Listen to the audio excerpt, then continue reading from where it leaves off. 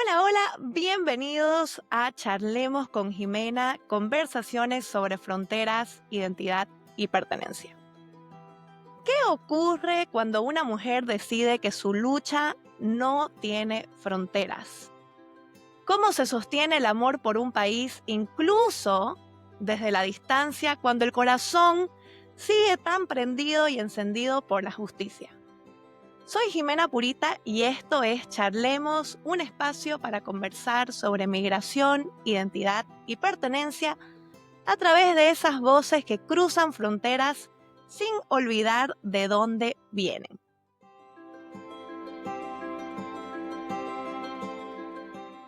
Hoy nos acompaña una mujer que ha hecho de la resistencia no violenta un lenguaje para transformar, sanar y educar. Ella es la cofundadora de Ríos de Pie, un movimiento ciudadano que defiende los derechos humanos y ambientales en Bolivia. Desde el 2019, su organización ha sido clave en la respuesta humanitaria frente a los incendios de la Amazonía boliviana y ella, junto a la organización, sigue formando a miles de bolivianos en técnicas de protesta pacífica con impacto real.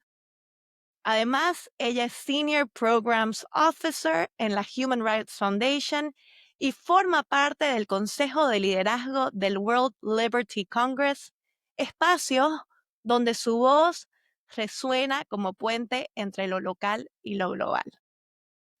Ella es bárbara, ha sido reconocida internacionalmente por su labor con la beca Sájarov 2023 del Parlamento Europeo y como embajadora de la paz por One Young World y la Comisión Europea. Y la tenemos aquí en el podcast el día de hoy. Desde la resistencia, desde la esperanza, bienvenida Yanice Bacadaza a Charlemos. Es un verdadero honor y placer tenerte aquí. No, Jime, a vos, gracias. Más bien el honor y el placer es mío de reencontrarnos de esta forma, que nos conocemos desde chiquitas, pero no nos veíamos hace tiempo. Sí, mil gracias, de verdad, un gustazo hablar con vos y me encanta poder hablar justo de este tema que nunca había podido tocar ni en ensayo siquiera, que es cómo uno lleva la bolivianidad adentro, ¿no? Y cómo se le explica a otras personas en el extranjero. Sí, sí, y cómo vivís con tu bolivianidad y te expresás y vivís desde afuera. Y rápidamente, así para entrar un poco en calorcito, como decimos, ¿qué es algo boliviano que nunca te falta en tu casa? Hartas cosas, pero mentizán casi siempre lleva mi maleta, el mentizán no puede faltar, eso es religioso casi. Después, cuñapecitos cuando se puede, chocolate para ti como buena sucrense, ¡Uh! siempre textiles de Bolivia, que cuando estoy amartelada, que es casi siempre, intento usarlos bastante. Oye, sos la segunda persona que habla del mentizán y que les Es que encanta y que lo lleva a todo el mundo. yo regalo el mentizán a tantas amigas gringas que no conocen el mentizán, ya se han vuelto fanáticas del mentizán y cuando voy a Bolivia me piden que por favor les traiga porque de verdad nosotros podríamos curar todo con el mentizán, te juro Es un que ungüento mágico, de verdad. es magia, el mentizán es magia, te lo juro. Oye, y los cuñapés, un amigo recién vino a Londres y me trajo una bolsa de cuñapé. ¿Qué es el cuñapé para la gente que no sabe qué es el cuñapé? Es la felicidad en un bocado, porque igual las veces que le he invitado cuñapé a alguien, oye, ya aprendí, porque a veces yo siempre me llevaba el cuñapé en mis viajes de trabajo para cuando uno no puede desayunar y estás así apurado. Y es pues buenísimo porque es rapidingo ahí. ¿Te lo comes Rapidito, con el claro, café? pero el problema es que al comienzo yo obviamente le invitaba a todo el mundo así con orgullo, como que, esto es de mi país, se llama cuñapé, que el pavo de queijo es otra cosa, esto es mejor, pero ahí me di cuenta que se me acaba en un día, entonces ya ahora raciono con más cuidado, un poquito más egoísta me he vuelto de mi manejo del cuñapé. El cuñapé es que lo compararías con el pão de queijo en Brasil, o Sí, un pan de queso que es hecho de harina de de yuca. yuca, le llamamos nosotros, otros dirían cazaba, mandioca es la palabra, pero yuca es nuestro término. Ujú. Sí, pero el nuestro es especial y más rico porque sobre todo cuando se hace con queso chaqueño, tiene un sabor especial que yo diría que es único para nosotros, para Bolivia, entonces. No, y aparte, tenés el cuñapé grande, tenés el cuñapé chiquitito, tenés al Sí. cuñapé abiscochado, entonces es una variedad única. Tal cual. Sí. Eso y el mate de coca, igual no puedo vivir sin el mate de coca. Uy, deli. Sí. Que es ¿Alguna vez te controversial. ha causado problemas traer mate de coca? Mira, a mí no. He visto otras personas que sí han tenido problemas por eso, pero la Ujú, verdad es que a mí el mate de coca, tengo como una alergia a la cafeína, no puedo tomar ok. café. Entonces, lo único que puedo tomar que ni me despierta el mate de coca, la verdad solo me calma, em, es el mate de coca. Entonces, cuando viajo a algún lugar y no llevo mate de coca porque no se puede legalmente hablando, Ujú. sufro. Créeme que la sufro. Lo extraño día a día. Porque yo no fumo, no, o sea, nada, el mate de coca es mi única adicción. Y aparte es buenísimo para la gente que viaja, por ejemplo, a Bolivia en la altura, es buenísimo para la altura, para regular la presión. A mí me gusta tomarlo cuando he estado en La Paz, especialmente. Sí. Qué Oye, rico. Yani, vos sos de Sucre, ¿verdad? En Bolivia. Ujú. ¿Cuál es la comida que te teletransporta a tu casa? O sea, si podemos cocinar es el mondongo, que es Ya, el plato que chuquisaqueño base clásico. Pero ya si pienso en mi casa específicamente, mi abuelita hace un néctar para fechas como Navidad y Año Nuevo, que es deli, que ella tiene su propia receta que ni siquiera con las hijas ha querido compartir. secreta. Y el chocolate para ti, que es para mí la forma más fácil de hacer trampa, igual comer un poquito, hasta para la buena suerte, ya medio ritual lo volví el chocolate para ti. Antes Así de que subir a hablar, a dar un discurso, un poco te ahí lo de juro, chocolate para te lo ti. juro. Te lo juro que cuando tengo que dar un discurso importante o cuando tengo que dar una entrevista importante, siempre mate de coca, chocolate para ti, sí o sí, antes, ¿Y cómo sí o sí. explicarías el mondongo? El mondongo es carne de cerdo que viene con un ají rojo que es a veces un poquito picante. Viene con papa también, pero también viene con mote que está como en un ají amarillo, es un poquito más acuoso. Entonces, visualmente es bien raro para la gente extranjera que nunca ha visto un mondongo, como que no entienden qué Ujú. está pasando, pero cuando lo comes es riquísimo. Y yo, de hecho, Jiménez, dejé de comer carne hace mucho tiempo, entonces es una de las cosas que más extraño, pero admito que de vez en cuando mi abuelita es la que cocina, uno no puede decirle que no. Las abuelitas no entienden de vegetarianismo, o sea que Más para evitar difícil. el chancletazo a veces uno tiene que ceder. Sí. Nosotros nos conocemos desde niña, yo te conocí en Santa Cruz, pero ¿en ¿Cómo qué nos momento, conocimos, Jimena? cómo nos conocimos en Santa Cruz? Ujú. Bueno, nos conocimos, no sé si querés contarlo, cómo nos conocimos. Nos conocimos porque tuvimos una experiencia fabulosa, Educacional, cultural educacional, y cultural. cultural, musical y artística, diría yo, Sí. de full expresión, que nos preparó muy bien para las cámaras. Oye, sí, increíble, ¿no? Como todo tiene sentido más adelante cuando uno se va volviendo joven, adulto. Sí.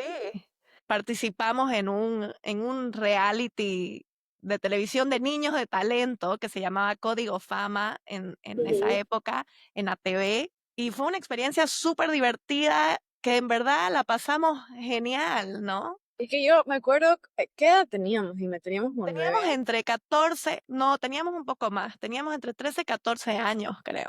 Sí, por ahí. Yo era un poquito más chiquita, creo, pero lo que sí me acuerdo era que te admiraba hartísimo, porque teníamos que hacer canto, baile y actuación, y vos la partías en los tres, consistentemente todo el tiempo. Y yo me acuerdo que pensaba, ¿cómo hace esta niña? Como que, ¿cuánto mate de coca le dan? Como que, ¿qué está pasando aquí? Que esta no mujer niña en la época lo hace bien todo. Porque yo me acuerdo que a mí me costaba, ¿qué me costaba? Creo que el baile y la actuación. Para mí mi fuerte era el canto, me acuerdo en la época. Y el canto para mí era lo que más siento que me costaba, Sí, porque me gustaba más actuar y bailar, y, y siento que con el canto ese era como el que más me costaba. Digamos, me costaba entre los tres en comparación. no se notaba mía, querida, te contaré. Ahora, en adulta, lo que menos hago es cantar. Lo que más hago es aún bailo, aún, digamos, actúo y cosas así, pero cantar es lo que menos, digamos. No, y de todos me acuerdo que eras la que mejor bailaba, inclusive. Me acuerdo que lo hacía súper Gracias, bien. gracias. En esa época no me dijiste, así que me Es que éramos chiquitos. y estábamos en Estábamos en competencia, competencia. pero ¿sabes qué? Me quedé con las ganas de esa época, Jime, de agradecer mucho porque te acordás que nos pusieron mentores para canto, baile y actuación. Y Sí, me acuerdo que fueron increíbles. De ahí no los he vuelto a ver, no he podido volver a retomar contacto con ellos, pero me acuerdo qué cosa más buena que eran esas clases. Las de canto yo me acuerdo que me cambiaron la vida. la experiencia en sí, ¿no? Fue única. Este era era como un certamen donde iban a elegir a candidatos, Mm, de cada ciudad, departamental primero, luego era nacional. Nosotros estábamos en las departamentales, ¿no? En las de Santa sí. Cruz, y nos dieron súper entrenamiento ahí, entonces eso fue súper muy especial. Fue súper lindo. Fue una muy bonita experiencia y como decís, nos preparó mucho para las cámaras, aunque la verdad yo después de eso dije, no, no, no, lo mío es estudiar, yo soy bien nerd, como que me quiero quedar fuera de este ambiente y ahora aquí estamos. Y ahora aquí estamos, mira, en las cámaras de nuevo, así que, este, Yani, pero entonces vos naciste y creciste en Sucre, ¿y en qué momento te mudaste a Santa Cruz? Mira, estoy muy agradecida con mis papás porque siento que tuve la suerte de tener lo mejor de muchas partes de Bolivia, porque nací en Sucre, mi familia, la familia Daza, la familia de mi mamá, somos todos sucrenses, y crecí ahí hasta mis 4 años, y de ahí Ujú, a mi papá, que es pediatra, le tocaba su año de provincia, y le tocó en Puerto Quijarro, o sea, en el Pantanal, en la okey. frontera con Brasil. Entonces nos fuimos a Puerto Quijarro un tiempo. Mi papá hizo su año de provincia, pero de ahí a mi papá le tocó un trabajo en el que tenía que recorrer toda la chiquitanía atendiendo niños. Entonces, por una época, mi papá básicamente rotaba toda la chiquitanía desde Santa Cruz, pueblito por pueblito, hasta Puerto Quijarro, ida y vuelta. Y eso fue como desde mis 4 hasta mis 6 años. ¿Y vos viajabas con tu familia viajaba con tu papá? O sea, básicamente yo vivía en un tren, Oh, literalmente. guau. Y ahí fue que de niña recorrí toda la chiquitanía. O sea, yo era chiquitita, pero me sabía Pozo del Tigre, Roborecho, Chis. O sea, todito el mapa te lo dibujaba tranquilamente a mis 4 años. Y Guau. cada que parábamos, mi papá atendía niños y mientras mi papá estaba atendiendo pacientes y mi mamá también, porque mi mamá también estudió medicina, yo me ponía a jugar. Entonces tenía amiguitos en todos los pueblitos de la chiquitanía y de ahí fue que me quedé con el enamoramiento con toda esa parte. Entonces yo también crecí ahí. Y tenemos familia vaca, la familia de mi papá, tanto en Santa Cruz como en distintos pueblos de la Chiquitanía. Entonces siento que soy una mezcla de ambas partes. Y encima mi papá nació en Camiri y también tenemos familia chaqueña, así que es una mezcolanza de todo. Mezcla de todas partes de Bolivia. Eso yo no sabía que habías como tenido esa experiencia de vivir en la Chiquitanía. Qué hermoso. Sí. Sí, de chiquita. Es más, incluso mis papis queridos que trabajaban tanto se olvidaron que yo tenía que entrar al colegio en primero básico, así que entré tarde porque yo seguía rotando de tour por la Chiquitanía y me perdí la mitad del primer año. Así que bien comprometida con esa zona.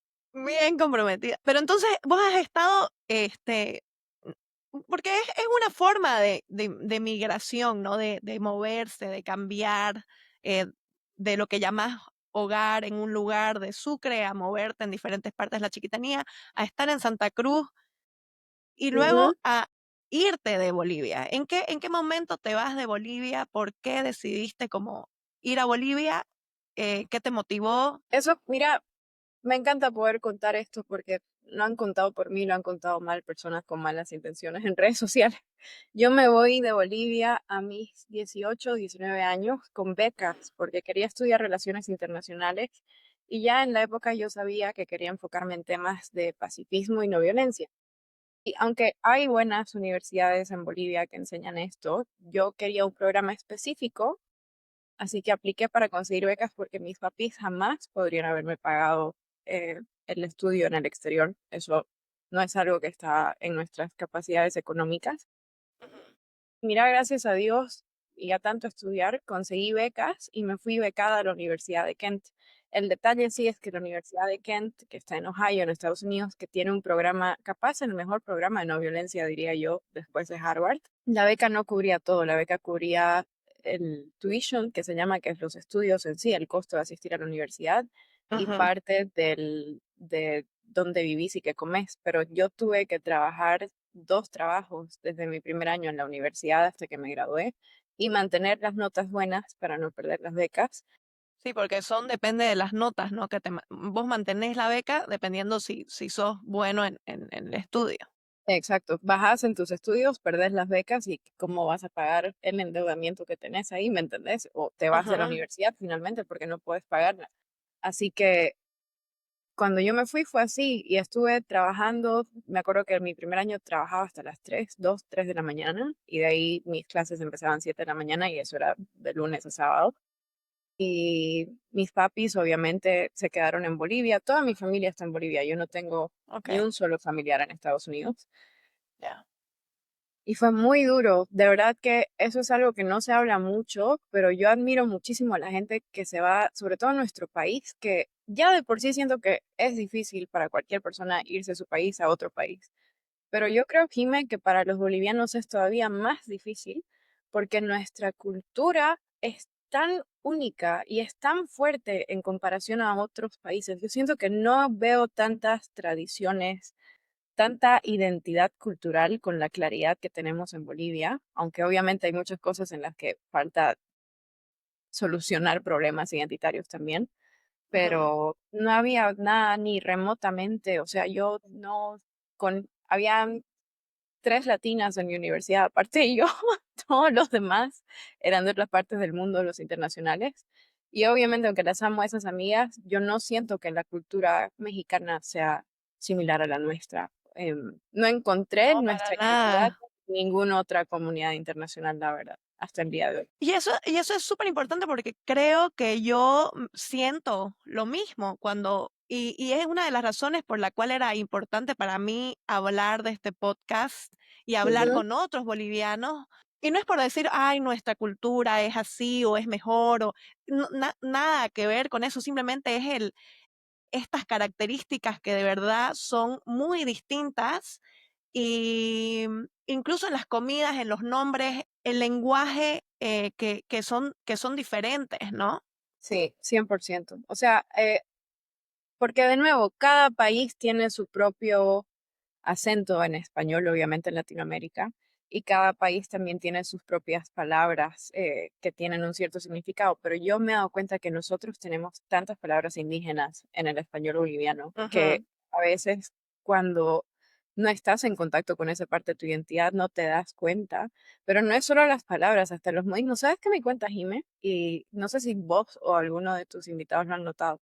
Cuando uno dice no hay y hace así, hasta No el hay, día de hoy, en ningún otro país, o sea, me acuerdo que hay veces que amigos me preguntaban algo y yo quería decir no hay y les hacía así y ellos como que, ¿por qué me estás saludando? Y yo era como que, no, no, esto es que, o sea, mana, no no hay, hay. digamos.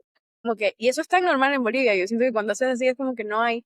Te juro que hasta ahora no he encontrado ninguna persona que no sea boliviana que tenga esa, no sé qué pasa ahí.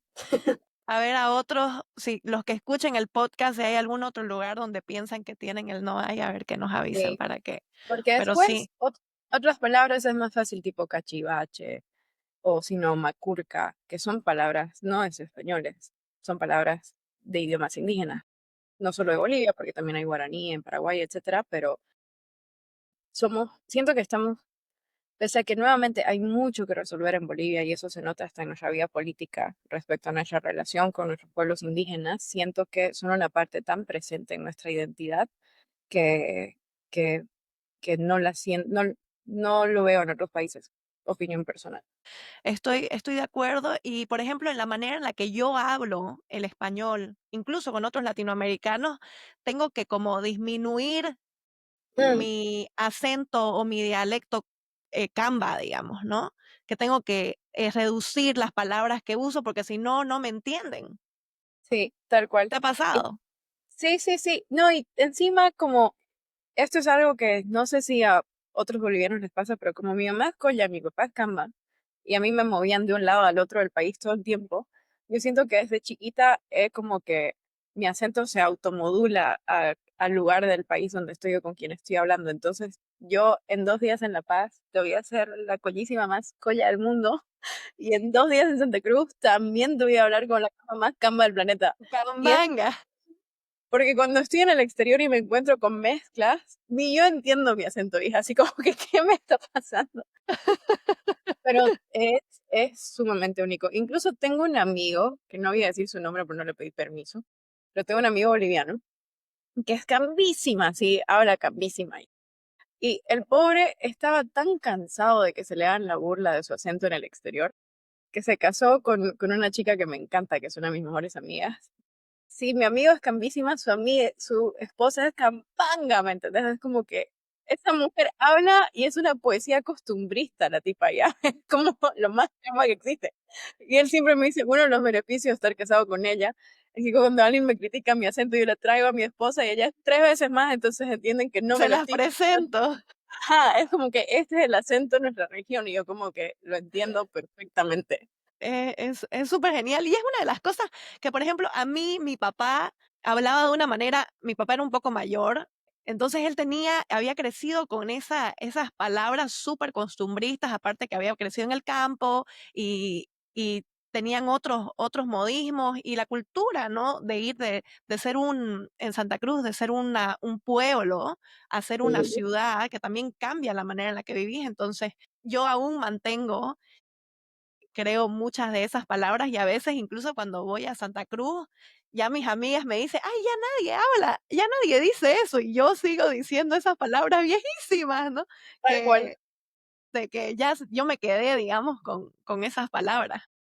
Sí, no hay que mantener, a mí me da mucho orgullo todo eso, la verdad. Incluso las prácticas tipo, como te digo, yo soy cambacoya, tengo los dos, entonces, por ejemplo, martes de chaya en carnaval, yo te puedo estar Ujú. en Noruega, en Estados Unidos, donde me toque, porque por el trabajo todo el tiempo estoy en muchas partes, pero de que lo hago, hija. Igual para Todos Santos, la mesita, como que yo Y mantengo mantenés todos esos rituales.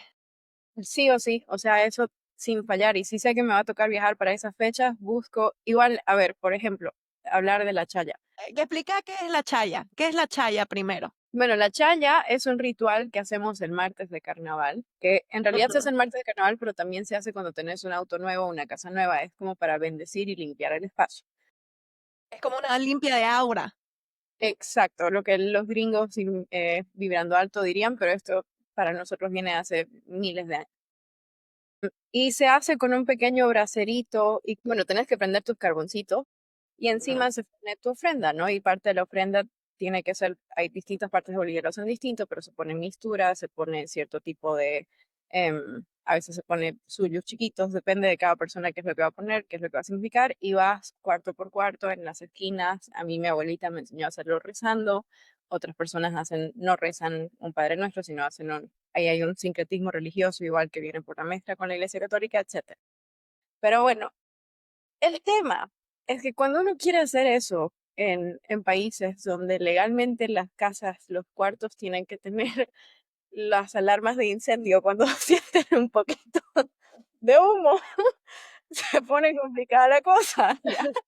Y uno en Bolivia no está acostumbrado a que el cuarto empiece a chillar porque prendiste tu chaya, ¿me entiendes? Entonces como que ahí uno tiene que ajustar su ritual al tiempo o lugar donde está. Entonces ya a veces toca reemplazar con incienso o algo así, pero el gesto está. Y aparte de eso, igual, bueno, parte es licor de coca o algún tipo de licor que igual se va lanzando un poquito a la tierra para la pacha, ¿no? Ujú. Para la Pachamama, que también se hace en las esquinas mientras vas bendiciendo la casa. Em, Eso yo lo mantengo sí o sí. Y por ejemplo, yo desde que me gradué, volví a Bolivia un par de años y de ahí he estado afuera y adentro, la verdad, al final no sé dónde vivo porque paso tiempo en Bolivia un montón al año igual, pero me ha tocado chalear en departamentos donde comparto con otras amigas que no son bolivianas y me tocó uno con una amiga que es una de mis mejores amigas también que es súper católica. Y la pobre me ve y piensa como que ya está empezando con sus brujerías bolivianas. Y yo le explico, no, no es una brujería. ¿Qué Por teoría? ejemplo, cuando vos haces tu chaya con otra gente, ¿las invitás a otras personas a participar de estos rituales? ¿Les explicás? ¿O por lo general sentís que tenés que hacerlo sola?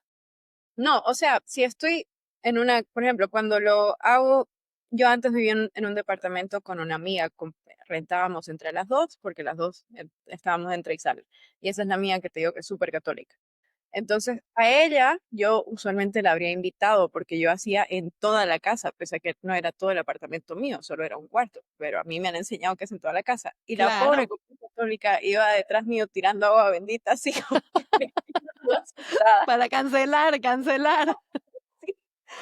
Y yo le decía, no pasa nada. Y la pobre se asustaba. Pero otras veces ya cuando me di cuenta que hay gente como que no va a entender, lo hago solo en el cuarto donde estoy. Cuando uno está de viaje en un hotel, no te puedes ir por todo el hotel, ¿no? Que me encantaría hacerlo, pero tampoco quiero Sí, que la limpiar gente el se aura asuste. del hotel ahí. Sí, no, agradecidos deberían estar, pero es lo que toca. Igual Sí, para sin empezar, duda. o sea, para mí eso, y cuando yo empiezo una familia, creo que voy a mantener sí o sí, de hecho capaz me pongo más chinchi con esos rituales, porque Ujú. son parte de nuestra identidad y para mí sí es algo que mi mamá y mi abuela y mi bisabuela han hecho por tantos años. ¿Quién soy yo para parar el linaje, si quieres verlo así? Con esto que me decís como que vivís entre aquí y allá, ¿alguna vez te sentís entre dos mundos que no sos ni de aquí ni de allá? ¿O no te has sentido de esa forma en lo absoluto y te sentís mucho más arraigada a Bolivia a pesar de que no estás ahí todo el tiempo? Mira, al comienzo, sobre todo cuando estaba en la U, otra cosa que en la universidad no te cubrieran los pasajes y de vuelta a tu casa. Sí. Entonces me tocó pasar en la U y me ha pasado de nuevo hace un par de años, Ujú. pasar Navidad sola, pasar Año Nuevo sola, pasar mi cumpleaños sola, como no poder volver en mucho tiempo. Y ahí fue muy duro, sobre todo porque yo nunca me sentí otra cosa que no sea boliviana. Incluso pese a que estuve en la U 4 años afuera del país, yo nunca me sentí de los países en los que he estado. Me encantan, los aprecio, respeto mucho su cultura, la estudio, la leo un montón y aprecio ser parte, em, pero nunca me he sentido muy arraigada a otro país, la verdad, y en cuanto a mi identidad. Pero ahora, en los últimos años, he crecido mucho en mi vida espiritual también y siento que desde que eso ha pasado Ujú. ya he aprendido de que no importa dónde esté, yo también tengo un pedazo de Bolivia dentro mío. Entonces, mi bolivianidad no depende de que yo esté adentro del territorio del país. Es más, a veces es de beneficio para el territorio del país de que yo pase periodos de tiempo en otros lugares, precisamente porque estoy intentando trabajar para el país, pero incluso, Jime, aunque yo no estuviera haciendo activismo por Bolivia como lo hago, creo que a veces el solo hecho de uno crecer como persona y traer esa energía bonita de vuelta a casa, ya le hace bien a Bolivia.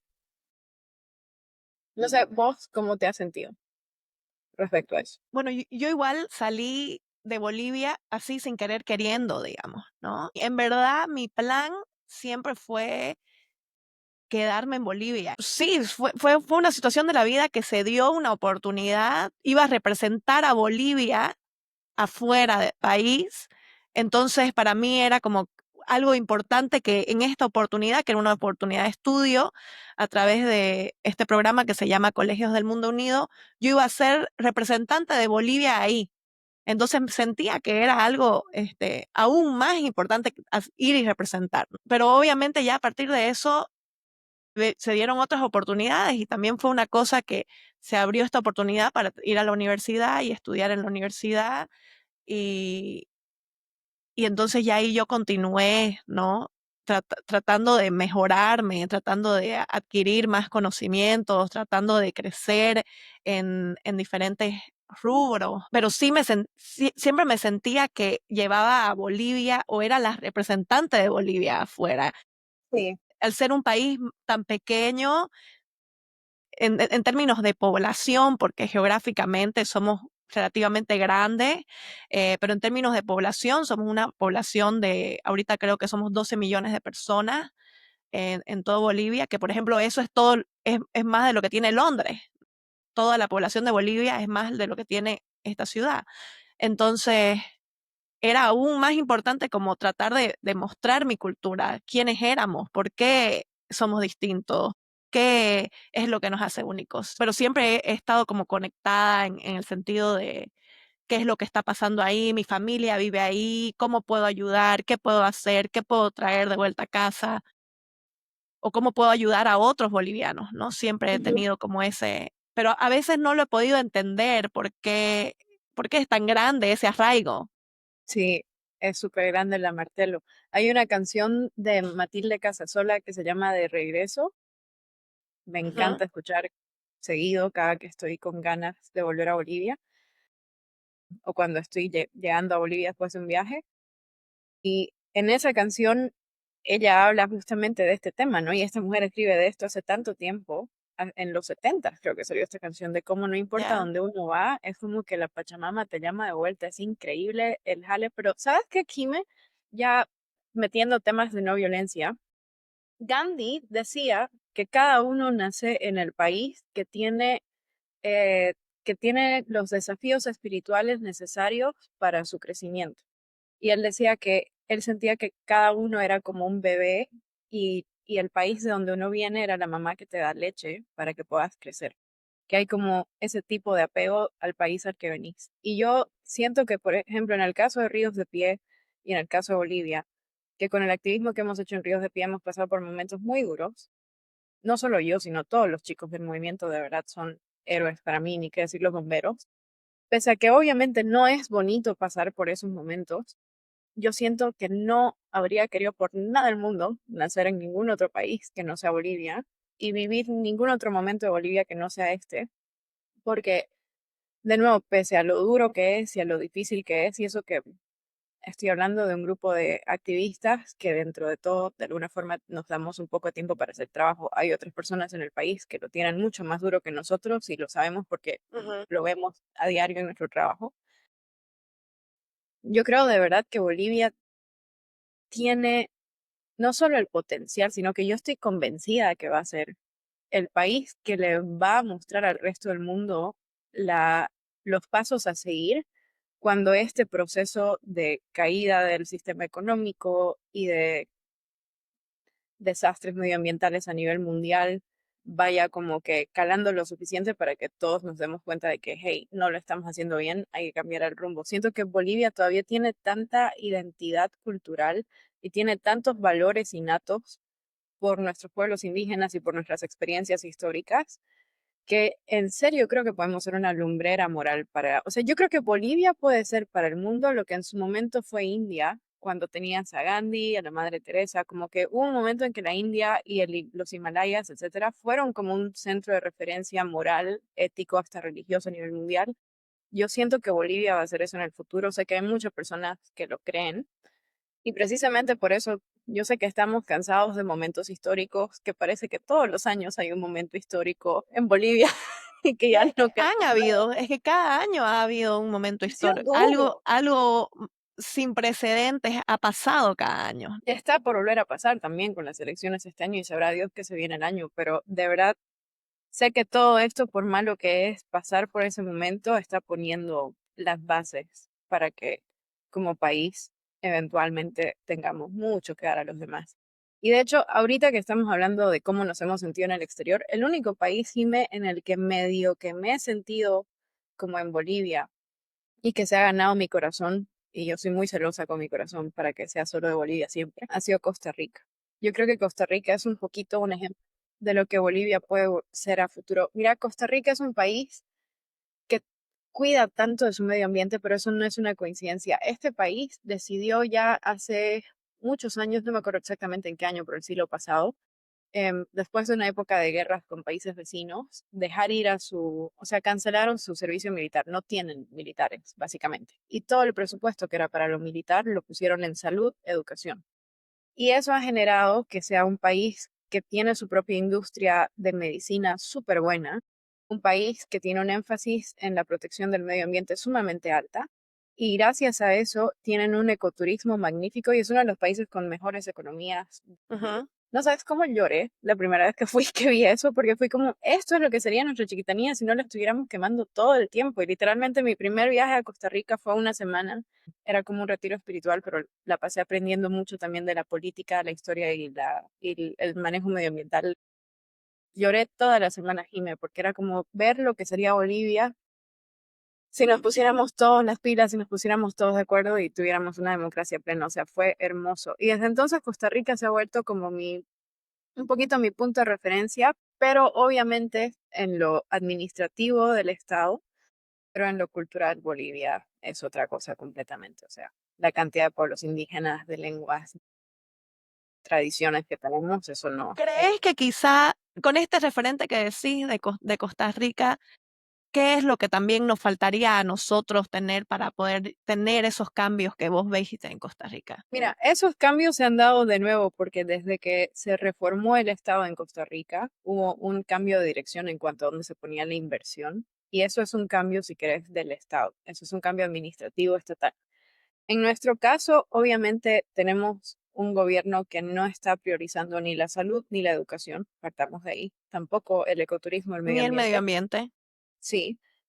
Y obviamente el lugar en el que estamos en este momento, tanto en temas democráticos como también de partidos, tiene mucho que ver con nuestra historia, nuestras bases identitarias y las tensiones que han habido ahí.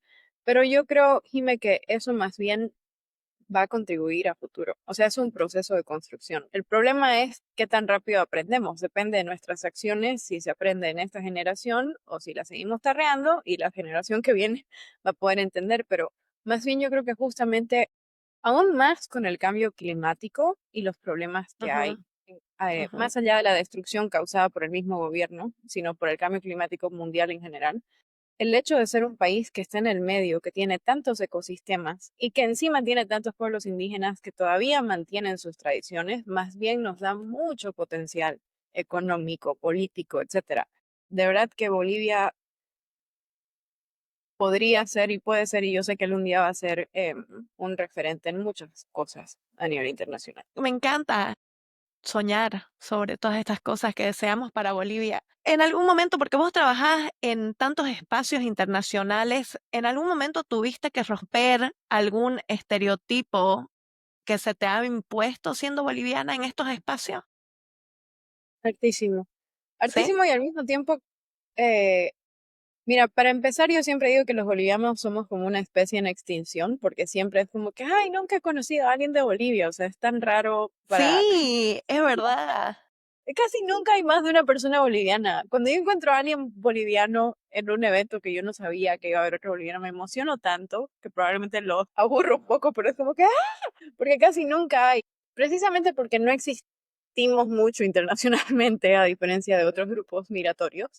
Mucha gente no sabe nada de Bolivia y la poca gente que sabe algo se ha quedado con el mito del presidente indígena. Entonces, mucho de mi trabajo es duro porque hay que romper esa imagen internacionalmente, pero también hay que demostrar de que hay una diversidad cultural en Bolivia, que no es un solo grupo indígena y una sola imagen la que se tiene que asociar con todo el país, sino que más bien hay una diversidad cultural, identitaria, de lenguas, hasta geográfica de todo tipo. Y la otra cosa sí que me he dado cuenta a medida de que han habido más bolivianos en mis círculos internacionales es, Jime, somos una gente tan humilde, o sea, somos de verdad tan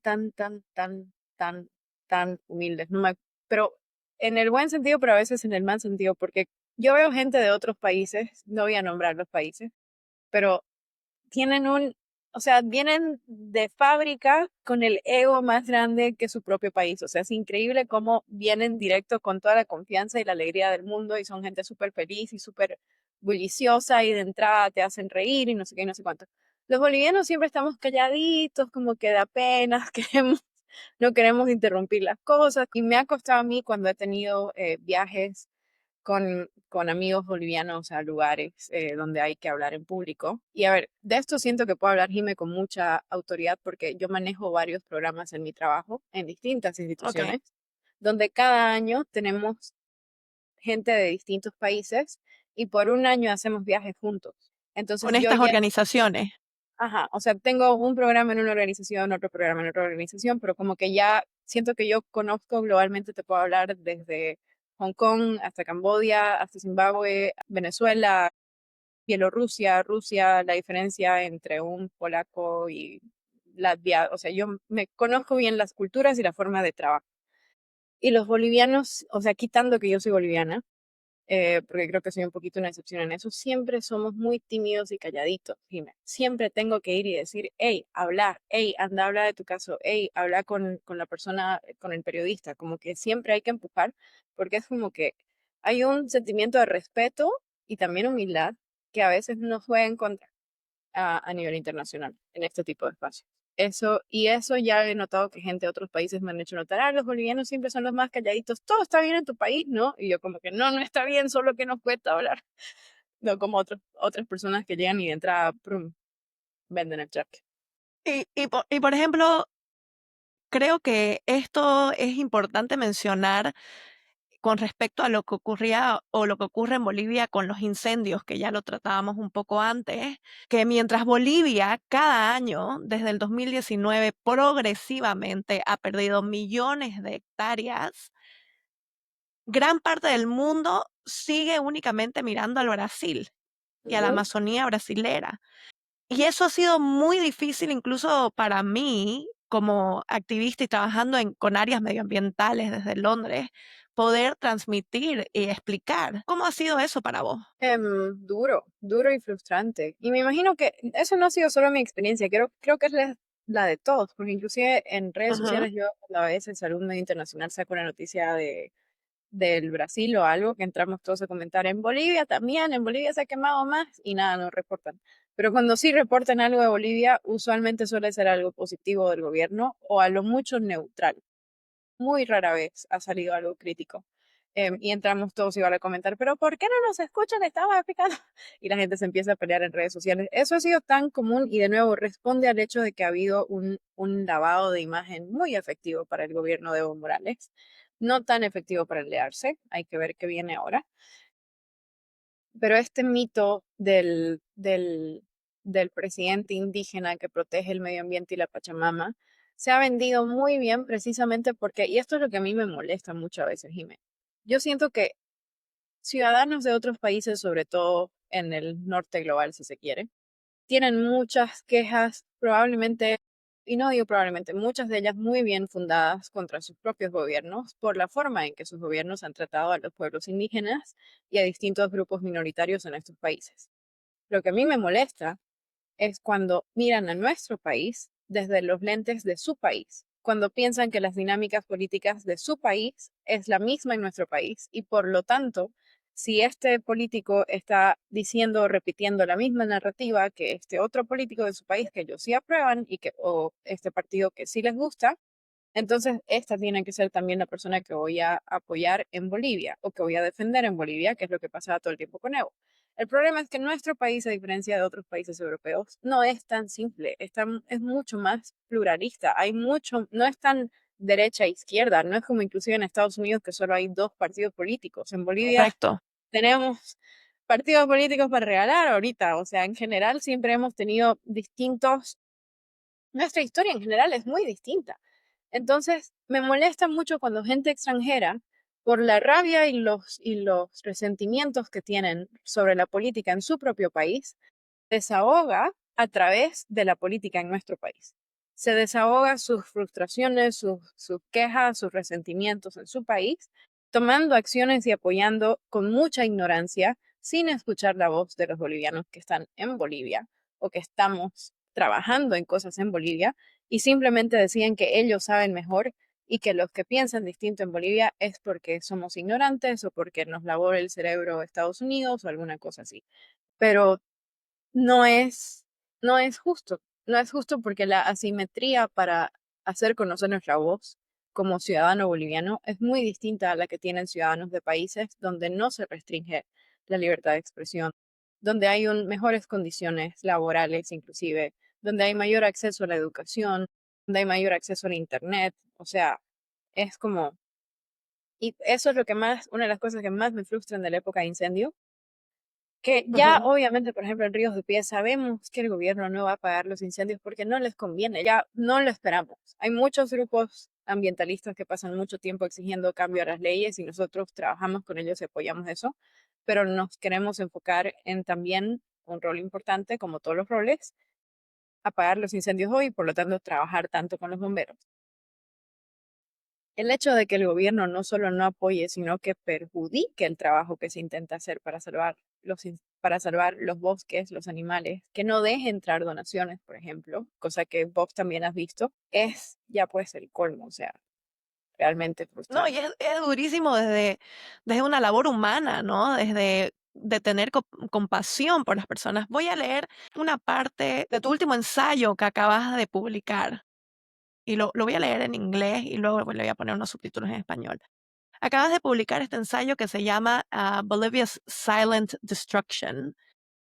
Y aquí hablas de una destrucción lenta, casi imperceptible, pero esta parte en particular me tocó mucho porque yo también lo viví y lo sentí de la misma forma, entonces quiero leerlo para que otra gente también lo escuche. Since 2019, government-encouraged fires are set every year in the Bolivian Amazon, Pantanal, and Chiquitano Forest. Before 2019, I did not know that animals scream while trying to escape death, that macaws, rather than abandoning their nests, are fleeing the fire, will willingly burn with the trees rather than abandon their eggs, or that monkeys, orphaned from the fires, may refuse food to the point of death because they may miss their mothers. The human impact is equally devastating. Firefighters die, indigenous communities are displaced, and anyone living nearby may suffer fire and smoke related illnesses. On top of all of that, the government attacks those of us who dare raise our voices to protest these fires. It is a national, never ending nightmare. And then you say, I describe these images and experiences not out of morbidity, but to illustrate the impact of authoritarian rule on the environment and bring to light a tragedy the world has been ignoring.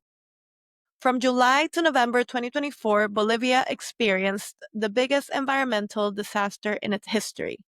That year alone, more than 12 million hectares of land were lost to fires, an area larger than the size of Portugal. And more than half of that was forested, mainly natural reserves and indigenous lands. During the second half of every year since 2019, my country has lost between 3 and 6 million hectares to the massive wildfires. And yet, when it comes to Amazon fires, the international community only seems familiar with Brazil's devastation. Hablame un poquito de esto que acabas de escribir Gracias, Jime. o Sí, la que verdad, acabas de publicar. el Journal of Democracy es una publicación que es sumamente prestigiosa, que yo leo desde que estaba en mi primer año de la U, que jamás pensé que me iban a publicar porque ahí escriben expresidentes, embajadores, o sea, es un punto de referencia sobre política y democracia a nivel mundial. Tuve la oportunidad de comunicarme con ellos me invitaron a escribir algo sobre lo que está pasando en Bolivia. Creo que es importante notar que ellos me pidieron creo que 4 páginas y les mandé 15 porque no pude aguantarme y les dije, perdón, salió medio largo, pero es que hay harto que contar. Y me dijeron, ok, déjanos ver qué podemos hacer con esto.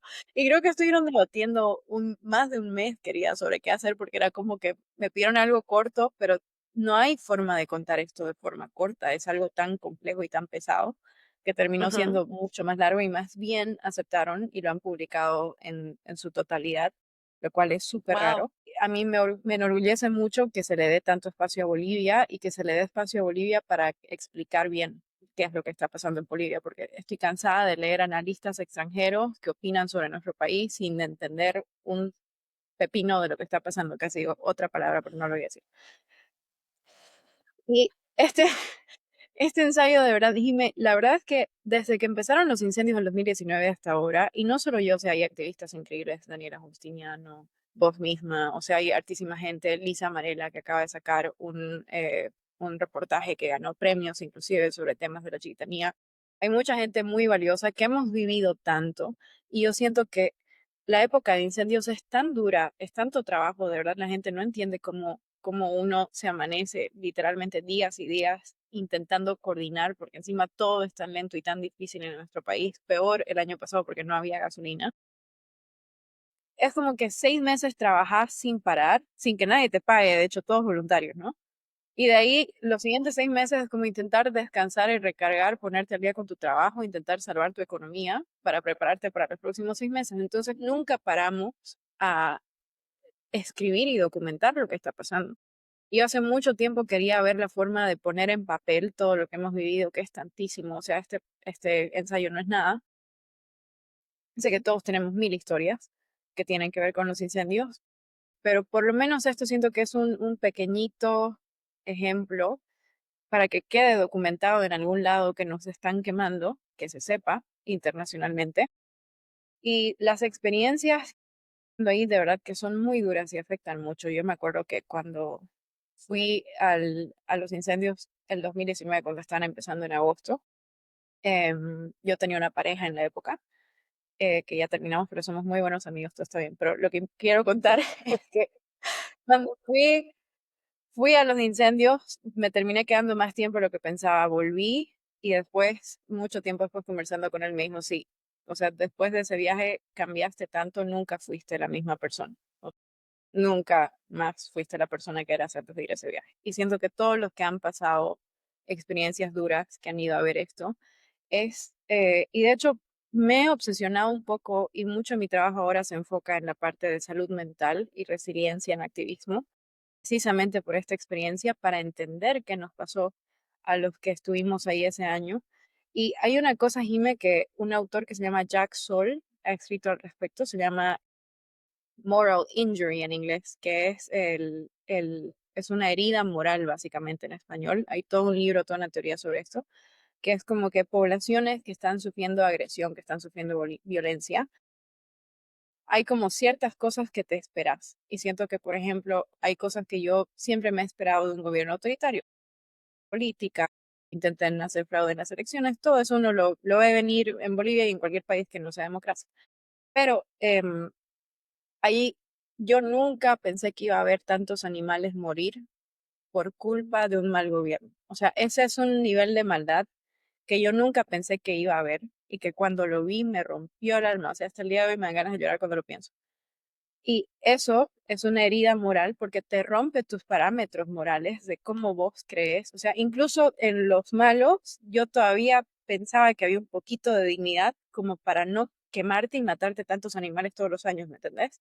Y empezar a entender que hay ese tipo de maldad. Es una herida que traspasa los niveles básicos psicológicos que un ser humano tiene y que su comunidad tiene y que de hecho cuesta mucho más sanar en salud mental. Con eso no me estoy haciendo yo la víctima, por si acaso todo el país está viviendo esto es algo que todos estamos pasando, pero que cuesta mucho más porque ese año, Jime, yo pasé por cosas muy duras, hasta físicas, tuve agresiones, creo que todo el mundo vio el video cuando nos sonaron en la Plaza Murillo las chicas de Ríos de Pie y nos sacaron la mugre.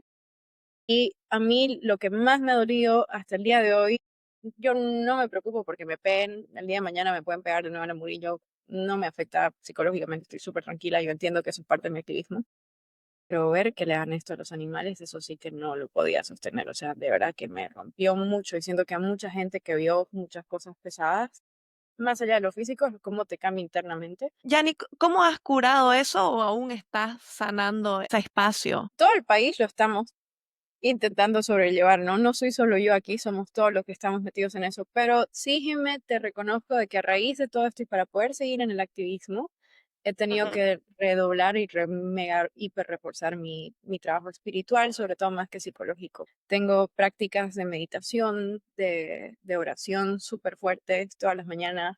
Estuve meditando y orando casi 3 horas antes de esta entrevista. He tenido la suerte de conocer personas, tanto pastores cristianos como gurús, si se quiere, espirituales muy buenos. Y de hecho tengo uno con el que trabajo muy seguido, que me da mucho orgullo, por eso te lo chismeo.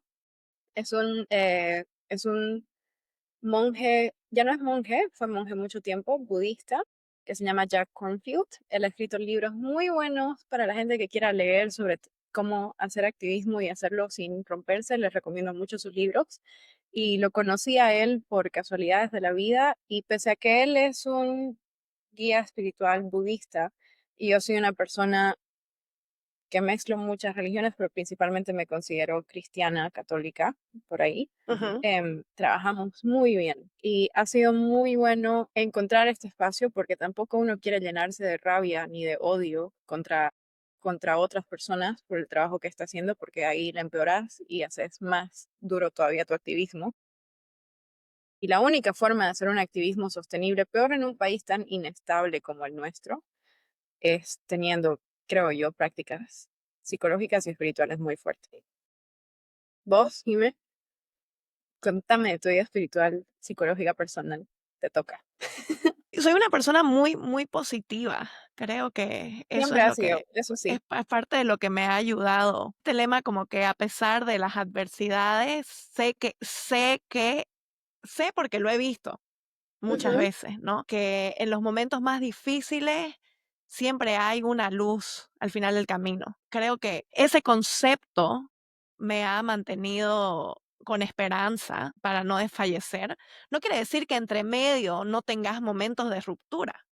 ujú, Más bien creo que cómo tener los momentos de ruptura en el camino, pero poder ver que existe esa salida. Creo que mucho de eso ha sido quizá mi mamá, ¿no? Mi mamá también es una persona muy espiritual y positiva.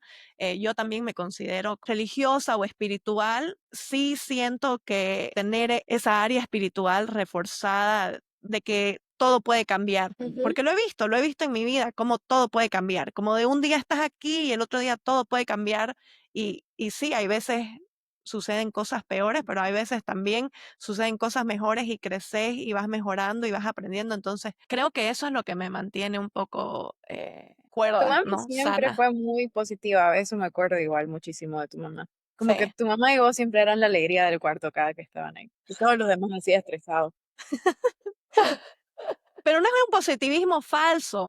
También No, no, porque creo que a veces ser como, oh, yes, seamos todos vibrando positivos alto. y bien, creo que No, eso no. también hace daño. Es tener un balance. No sé cómo explicar cómo llegas a tener ese balance. No te podría explicar qué exactamente es. Quizá esa es una reflexión que yo puedo hacer para el futuro.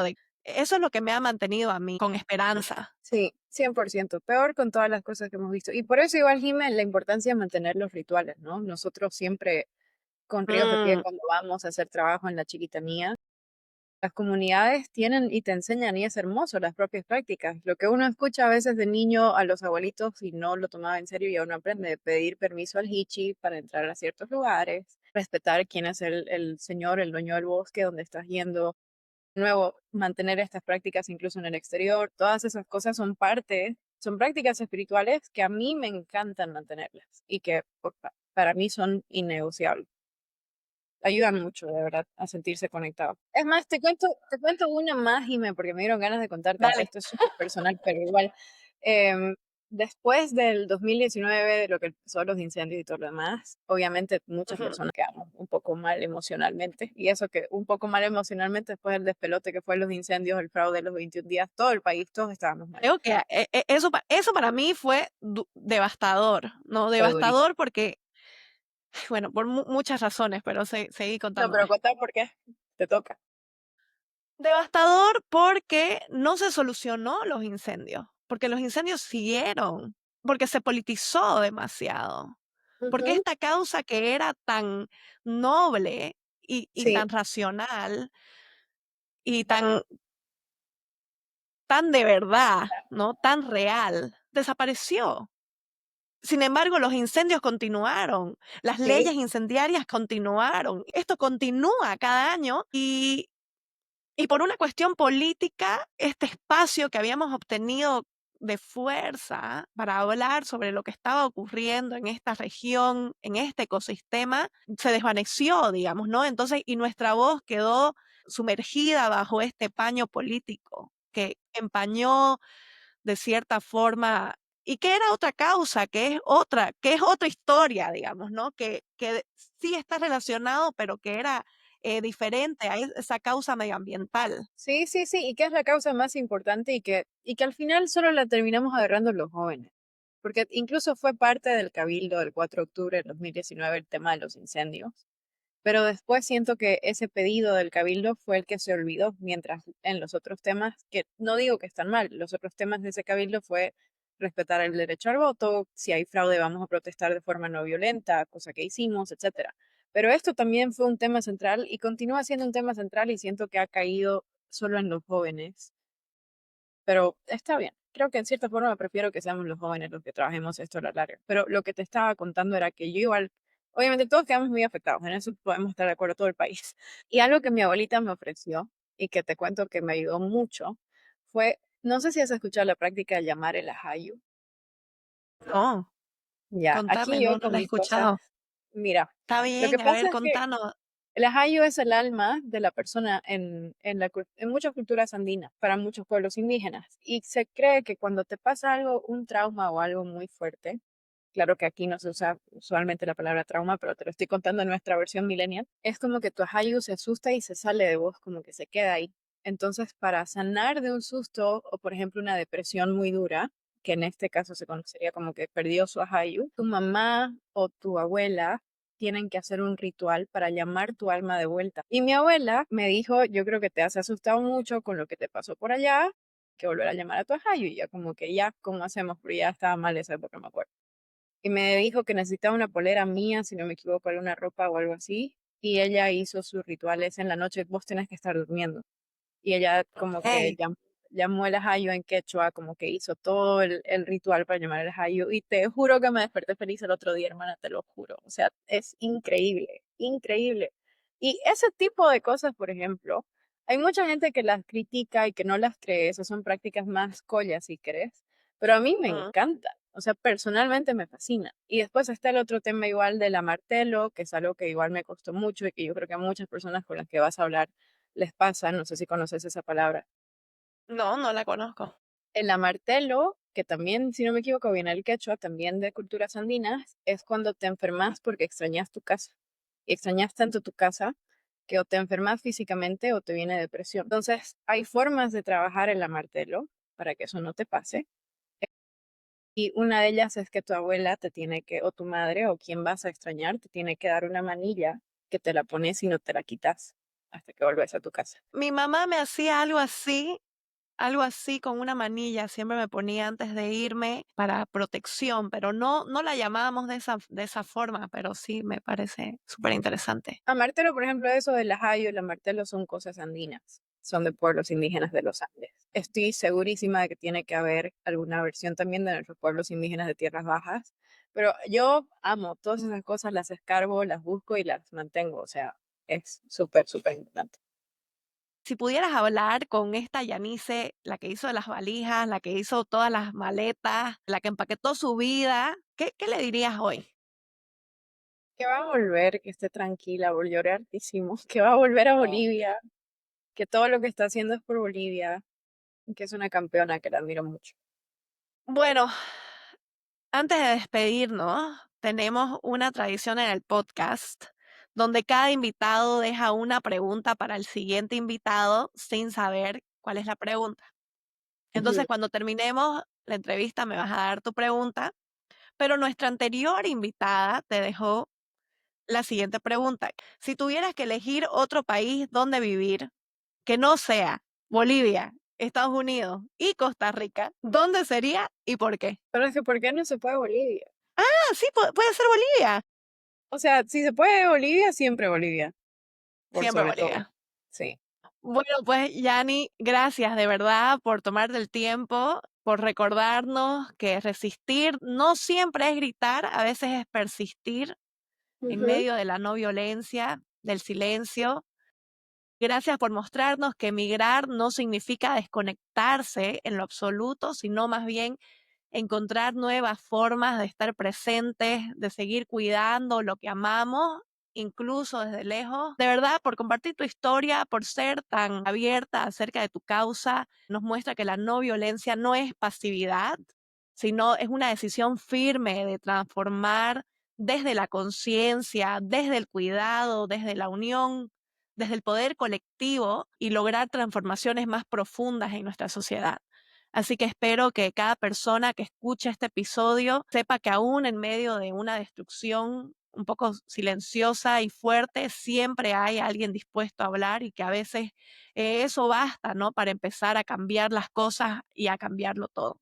Así que seguí, gracias nuevamente por estar aquí y ha sido un placer, bueno, que prácticamente crecer juntas de cierto modo, así que Sí. veamos qué es lo que pasa en el futuro y ojalá estoy segura, ¿no? Ojalá, estoy segura que muchas cosas increíbles se vienen.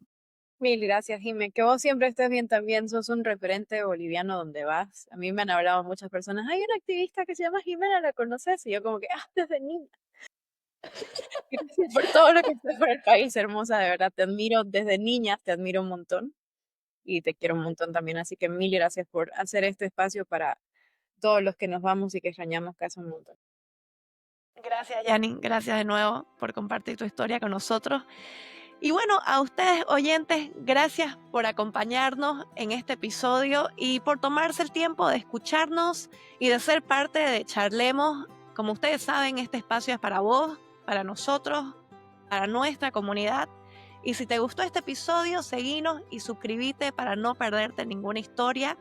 Y si conoces a alguien que debería estar aquí compartiendo su historia con nosotros, mandanos un mensaje en nuestras redes sociales, que tu voz y tus sugerencias son más que bienvenidas. Nos escuchamos en el próximo episodio. Gracias por ser parte de esta conversación. Un besango. Chau, chau.